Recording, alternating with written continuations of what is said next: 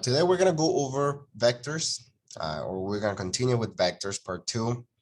The first essential question is, how do you add vectors graphically and algebraically? So let's go over the first example. So again, how can you add vectors v, which is 4 comma a, and vector w, which is 3 comma -6, graphically and algebraically? To add two vectors graphically, you're going to draw both vectors with an initial point at the origin. So let's go ahead and do that.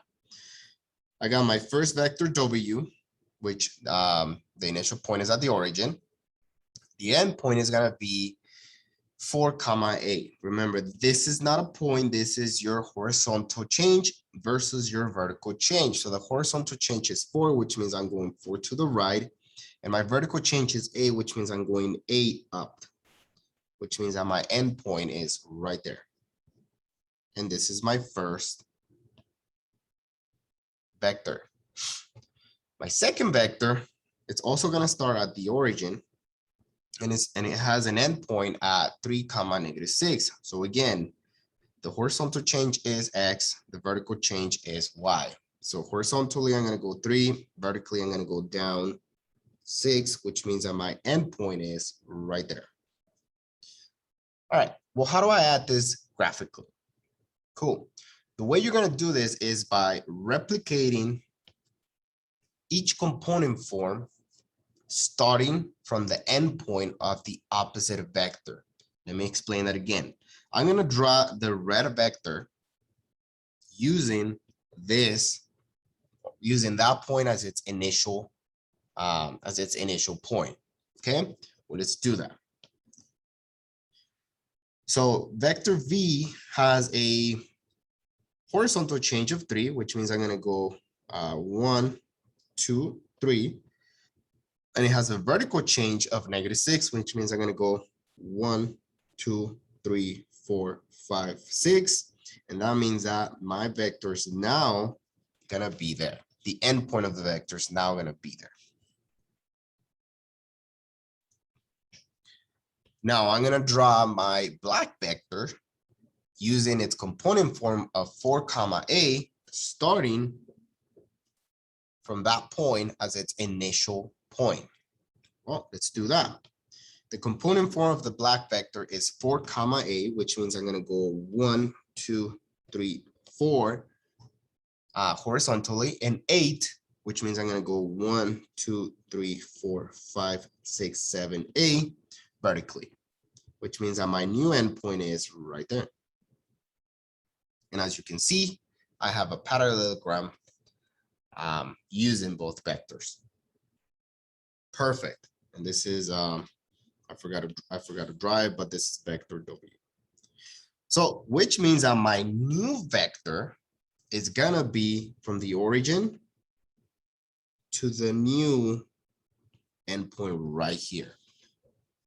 And this is going to be vector b plus w. And the component of that vector b plus w is the horizontal change, which is 7, and the vertical change, which is 2. Perfect. Well, how do I do this algebraically? Algebraically is actually much easier. All we're going to do is we're going to take vector v and add it to vector w, and we're just going to do the arithmetic. We're going to add x plus x, and we're going to add y plus y. So we'll have 4 plus 3 comma a plus -6, which equals 2.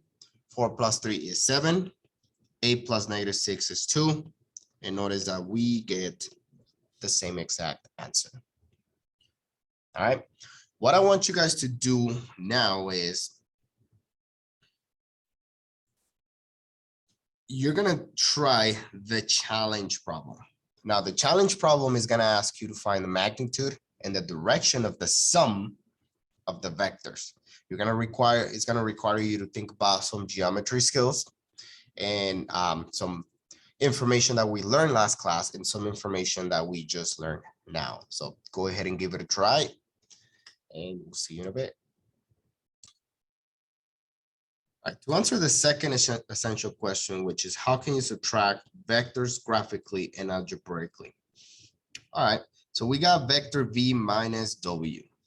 Vector v is 6, 2. Vector w is 0, negative 4. So it's also asking us to find the component form, the magnitude, and the direction of v minus w. All right, so before we can do that, we first got to find v minus w. And we can do that in a very similar way in which we found the sum of two vectors. Now, the difference is we're going to be subtracting. All right, well, how do we do this graphically? The first thing we got to do is we got to graph both v and w.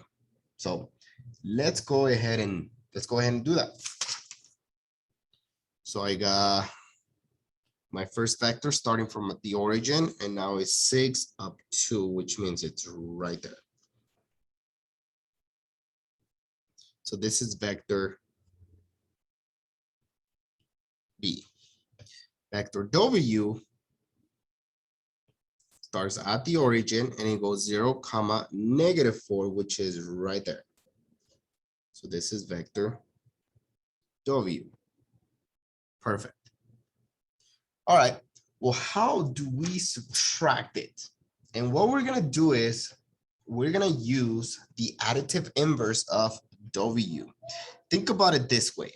When we have 4 minus negative 2, how do we usually do the subtraction? Well, we do the additive inverse of 2. Basically, we have the additive inverse of 2, and then we do 4 plus 2, which is 6.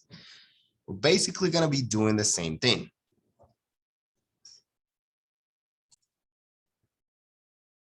All right, so what we're going to do is we're going to do the additive inverse of w. So the additive inverse of w, it's going to be the opposite side of where w is going. So now it's going to be, instead of being 0, negative 4, it's going to be 0, 4, which creates a new endpoint. And now what we're going to do is we're going to draw vector, our black vector, using this point at its initial point. So let's go ahead and do that. The component of v is 6, 2. So I'm starting from my new vector, I'm going to go 6 and then up 2, which is right there.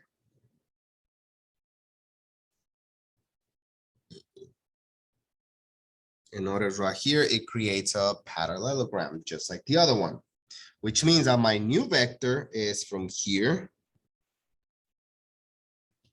to here, which is v minus w, and the component form is going to be 6,